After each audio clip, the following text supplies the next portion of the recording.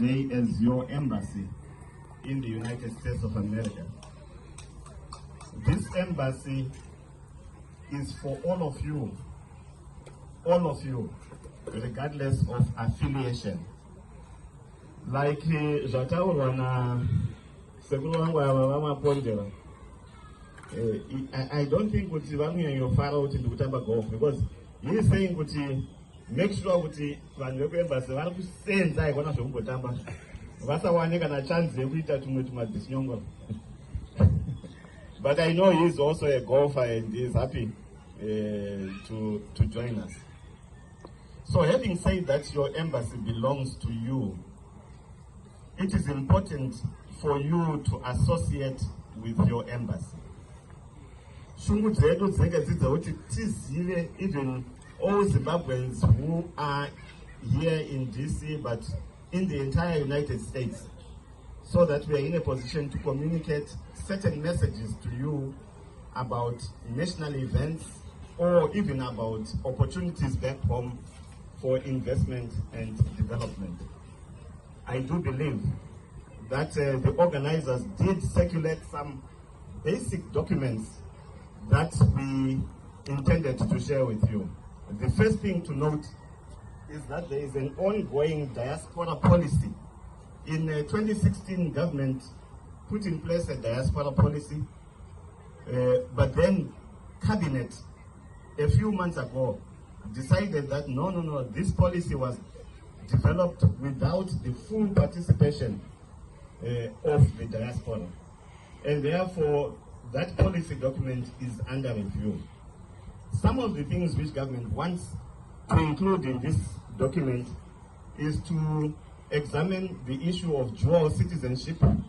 You may be aware that our constitution provides for dual citizenship, but the enabling law still needs to be aligned to the constitution.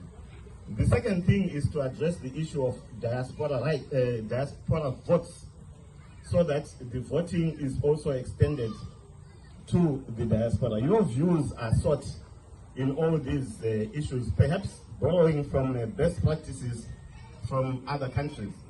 Yes, voting is a right, but it also comes with obligations.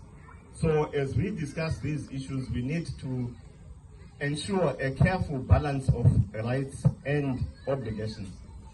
The third thing, which is supposed to be in this policy review, is to facilitate and to mobilize diaspora investments into Zimbabwe. Just this year, we expect that remittances from the diaspora will be upward of 1.5 billion US dollars. 1.5 billion coming from our diaspora. The bulk of it, or to a large extent, a huge proportion of this 1.5 is coming from the diaspora in the United States. So you are a very important constituency. Government concern, though, is that this money is going to support families. It's mostly for consumption. Government is therefore saying we need to give our diaspora opportunities to invest back home. And here you have access to capital, which is much more affordable. You have access to technology. Just to mobilize or to leverage on your networks, you can bring potentially a lot of foreign direct investment from the United States. So what we are saying as your embassy is that it is difficult for us to mobilize American foreign direct investment before we can convince you that it is profitable to invest back home.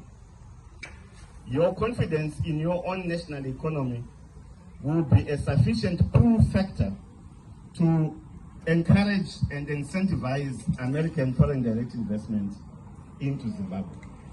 So, as your embassy, we would want to share with you as much information as possible about the investment opportunities which are in Zimbabwe. And you, as Zimbabweans, you have certain rights and privileges whereby it's easy for you to get a mining claim for as little as Now the fees have been reviewed, but it's still less than $1,000 for you to get a mineral claim. And there are so many other opportunities in tourism, a lot of opportunities in manufacturing, in the service industry, in infrastructure, so many other things. I also want to highlight to you that government has put in place a devolution policy. And Imimi, you come from different areas of Zimbabwe.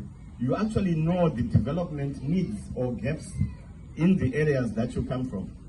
Where others see a challenge, you should be able to see an opportunity and take advantage of your exposure here to initiate some projects back home. Investment, I was talking to Mr. Mapondera the other day, and we were just saying that when we talk about investment, at times people think about huge projects. No, you can start small. You know, small and medium enterprises, perhaps that could be the beginning. But think outside the box.